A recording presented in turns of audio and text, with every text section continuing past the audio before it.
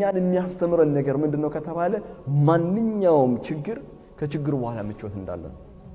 ሱብሃንአላህ ዱንያ ወንድሞችና እህቶች ልብ እንድትሉ እንፈልገው ነገር ዱንያ ያለ ፈተና የሚሆን ምንም አይነት ነገር የለም። በተለይ ሙስሊም ሆነን እምነታችንን ሙስሊም ነው ካለን በአላህ ካመንን በቁርአን ካመንን የነብዩ ሰለላሁ ዐለይሂ ወሰለም መንገድ እንከተላለን ካለን ይሄው እየተነገረን ነው። ፈኢነ መዐል ዑስሪ ዩስራ ኢነ መዐል ዑስሪ ዩስራ ገና ከወዲሁ ሬዲ ሁን እየተባለ ነው። ሁሉ ነገሮች አልጋ ባልጋ አይደሉም። ሁሉ ነገሮች የተመቻቹ አይደሉም። ህይወት ብዙ ቻሌንጆች አሏት።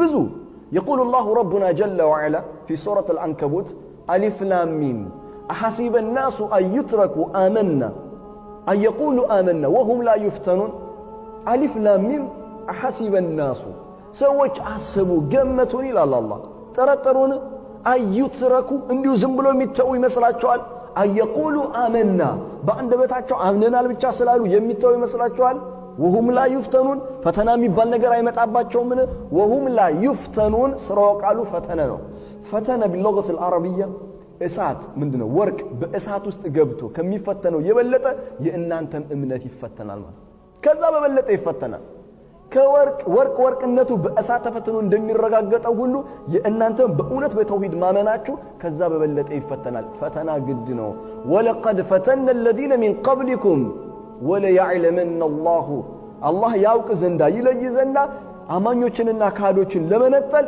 በእርግጥም አላህ ከናንተ በፊት የነበሩ ህዝቦችንም ፈትኗል። ምናልባት ተምሳሌት ከፈለጋችሁ ወደ ኋላ ታሪክን ተመልሳችሁ ተመልከቱ። ስለዚህ ወለቀድ ፈተና الذين من قبلكم ከእናንተ በስተፊት የነበሩ ህዝቦችን እንዲሁ ፈትነናል ይላል። ፈተና የማይቀር ነው። መታመም ሊመጣ ይችላል።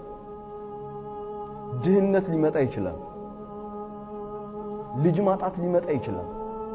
ብዙ በህይወታችን ውስጥ ችግሮች ሊመጡ ይችላሉ። ዱንያ ራሷ ይዛው የምትመጣው ፈተና አለ። ነገር ግን ሁለት ነገሮችን በልቦናችን ውስጥ ማኖር አለብን። አንደኛ ፈኢነ መዐል ዑስሪ ዩስራ